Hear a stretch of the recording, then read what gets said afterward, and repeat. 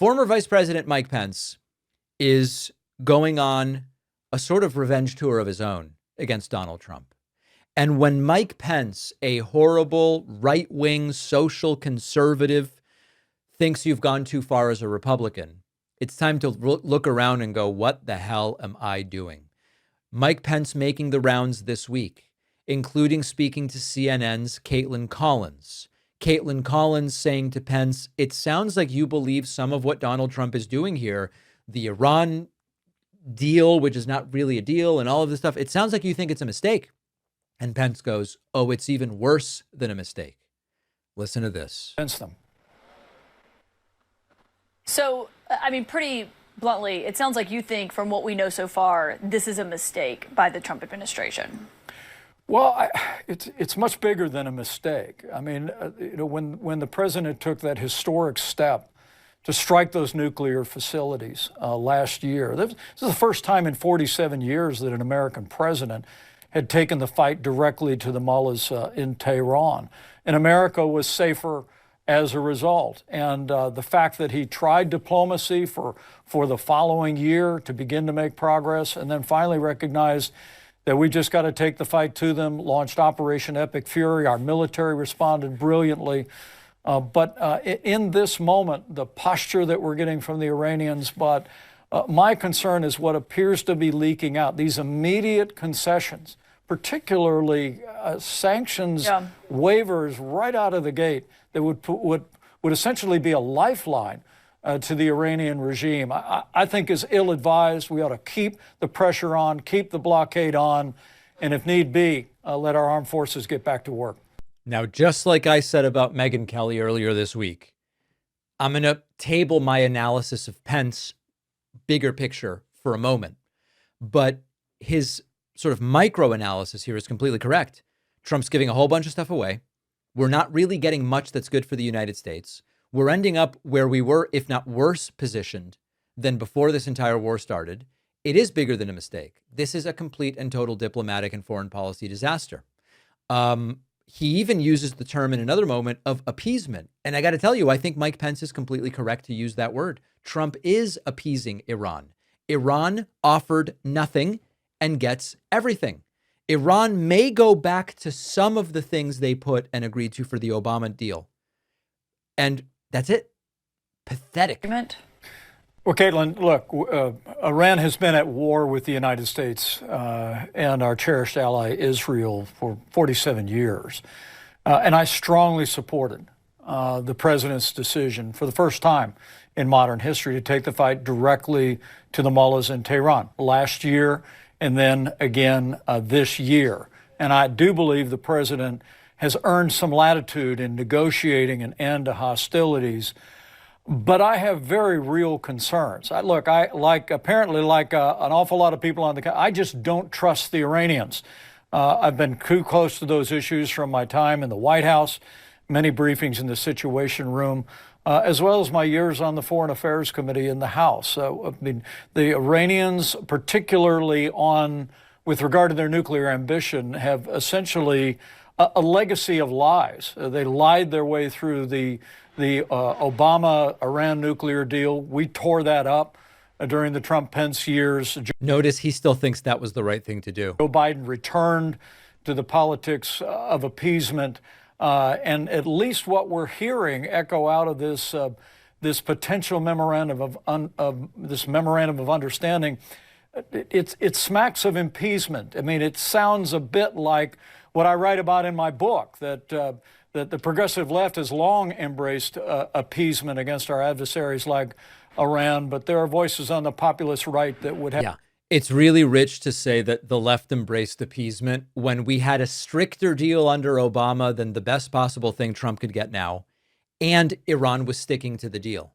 And I say this as a strong opponent of authoritarian regimes, a strong opponent of religiously based theocracies, and it was still better than what we're ultimately going to get here. So Pence is making some good points, but still in a context where he says a lot of really wacky stuff. One other recent clip, this is again Mike Pence sort of criticizing Trump, talking about the tariff stuff, and Pence disagrees with Trump there as well. Congress has the authority to tax and tariff, not a president unilaterally, and that was a proper resetting. But I will tell you, as the administration continues their efforts to impose tariffs, things are not going well in heartland. I mean, we have a cornfield right beside our house and an orchard on the other side. Farmers are hurting out there. I mean, farmers understand that what we grow, what we raise, we want to sell and sell to the world. And so you get it. He disagrees with Trump about the tariffs. He thinks the deal, the Iran deal, is appeasement. Fine. So listen, there's some stuff in here where I agree with Mike Pence, but there's a lot of bullshit that he's still spouting about the progressive left is worse and all of this stuff. Whether it's Megyn Kelly criticizing Trump for Iran or Mike Pence criticizing Trump for Iran or tariffs or whatever, I do not respect these people at all. Megyn Kelly could have come out much earlier and levied criticisms against Donald Trump. So could Mike Pence. Trump is now 80 years old. He's nearing the last couple years of his presidency. He's nearing the end of his life. He's nearing the end of his political career. And now they go, oh, Iran, limits on constitutional power, appeasement, the power to tariff. It's too late to matter now, mostly. That being said, Pence did refuse to violate the Constitution for Trump back in 2021. But at the same time, that's a pretty damn low bar. Oh, he didn't violate the Constitution. All right. But he still is cheerleading the fact that they got out of the Obama deal in 2018 when that deal was working and it was stronger than what we're going to get now. Pence is right on tariffs, but he was in the room while Trump built the political movement that approved of the idea of let's do these blanket tariffs and said, let's vote for this guy. The damage to farmers was not this unpredictable consequence. It happened in the first term. It happened multiple times during the second term. And what Pence is really admitting is Trump accumulated powers Republicans would never tolerate in a Democratic president. That's really the admission from Mike Pence. He gets credit for refusing to try to overturn an election, even though he wouldn't have been able to actually overturn it. Okay, he gets credit. But this whole heroic framing, it's such a low bar for public service. And so now he is, him and Trump don't get along anymore. Pence may have incentives to try to pull down Trump's second term because he's angry with Trump and Trump embarrassed him and all this stuff. But to say that I respect Mike Pence because of the stuff that he's saying now, he's right about some of the stuff. But you can find people who go, hey, the sunset time changes a little bit every day. It's like, yeah, that's true, but that doesn't mean I respect you because you got some basic fact right. So I am struggling to find any semblance of respect for these people. If I'm wrong, if I'm not being charitable enough or whatnot, let me know. Most scams do not feel random. Scammers may know your name, your city, a relative, where you work, and suddenly the message that you get sounds a lot more believable. And a lot of that information is found online, and it's just sitting there waiting for bad actors to use it against you.